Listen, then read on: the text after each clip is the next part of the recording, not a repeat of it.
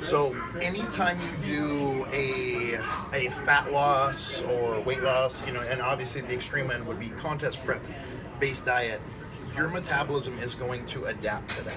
And so the whole point of a reverse diet is to get the metabolism back towards firing up 100% efficiency, and second would be to build muscle, which is going to further increase the metabolism. When you're dieting down, say you drop your calories down to 1,000, and that's just point of reference. This isn't saying go there.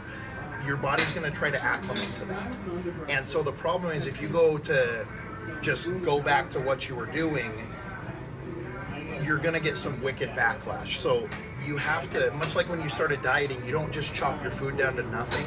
You slowly cut it down until it gives you the results you want. So likewise, when you're done with a diet, you have to be ready to take some time out to build that metabolism back up.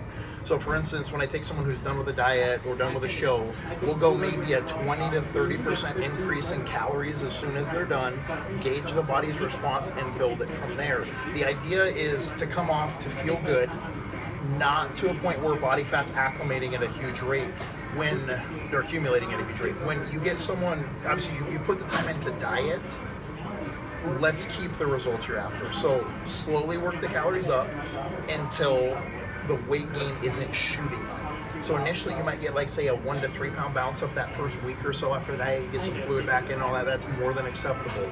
But if your weight starts to climb past that point, you have to keep those calories in check. I mean, it's no different. You can't go from dieting down, eating horrible, to dieting down and go back to eating horrible and expect to look like your dieted body.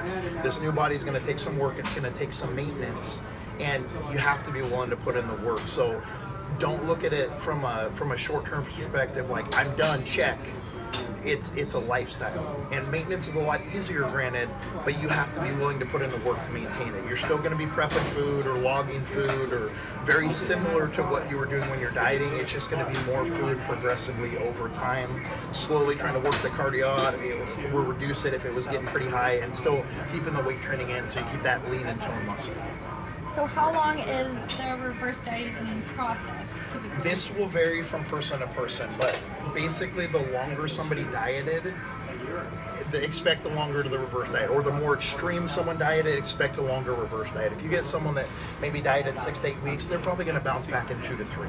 Not a problem. But if you got somebody that's been dieting 6 months, a year, it may take a lot longer than they want. And then it's not that it will be horrible. It's going to be more food progressively, but it's not going to be like you're going out getting cheat meals every week for the first month.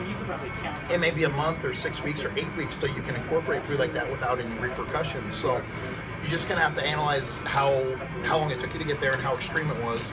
And the more extreme it was, just expect a little bit longer turnaround when it comes to the whole reverse dieting process. And is there like a certain method to do it? Like, do you add in 100 calories a week, or how? So when you're looking at that, it would depend on what you did to get there.